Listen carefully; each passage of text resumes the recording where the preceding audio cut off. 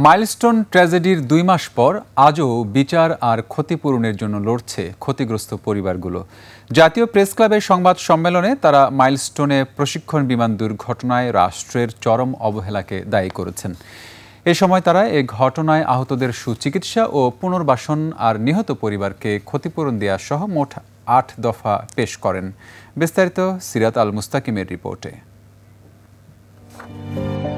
যেই আকাশ একসময় সম্ভাবনার প্রতীক ছিল, আজ সেই আকাশই বয়ে এনেছে কান্না আর হতাশা। মাইলস্টোন ট্র্যাজেডির ২ মাস পেরিয়ে গেলেও সেই ভয়াবহ দুর্ঘটনার ক্ষত আজও শুকায়নি।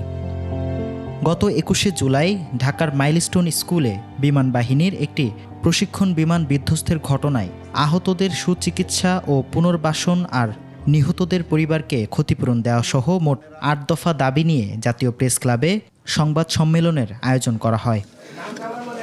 ক্ষতিগ্রস্ত পরিবারের অভিযোগ, দুর্ঘটনার পর চিকিৎসার আশ্বাস দিলেও পরবর্তীতে তাদের সুচিকিৎসা নিশ্চিত করা হয়নি। কিছু আহত আমাদের যেই ছেলেমেয়েরা আছে তাদের একটু খোঁজখবর নেন, তাদের হসপিটালে যান, তাদের অসহ্য যে যন্ত্রণা আছে এগুলো আপনারা একটু দেখেন। একজন ফিজিওথেরাপিস্ট খুবই জরুরি, যেটা হাসপাতাল কর্তৃপক্ষ সরবরাহ করছে না, করলেও 10 মিনিটের জন্য, কিন্তু এই বাচ্চার তো 10 মিনিটে এটা হবে না। দুর্ঘটনা পরবর্তী সময়ে সরকারের কার্যক্রম নিয়েও অভিযোগ তোলে আহত ও নিহত পরিবারের সদস্যরা। যে বিভিন্ন ব্যাংক, বীমা, আর্থিক প্রতিষ্ঠান এবং দাতা সংস্থাগুলো কিন্তু অনুদান প্রদান করেছে, কিন্তু আমরা সরকার থেকে আমাদের কোনো সবুজ সংকেত বা কোনো কিছুই দেখছি না। আপনারা এখনো জানেন যারা আহত আছে হাসপাতালে তাও এখনো কাতরাচ্ছে।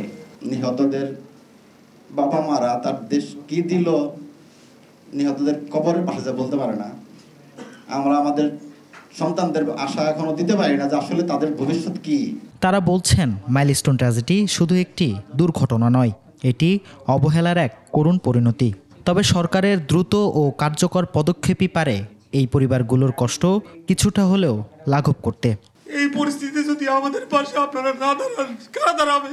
সিরাত আল মুস্তাকিম, ২১শে টেলিভিশন, ঢাকা।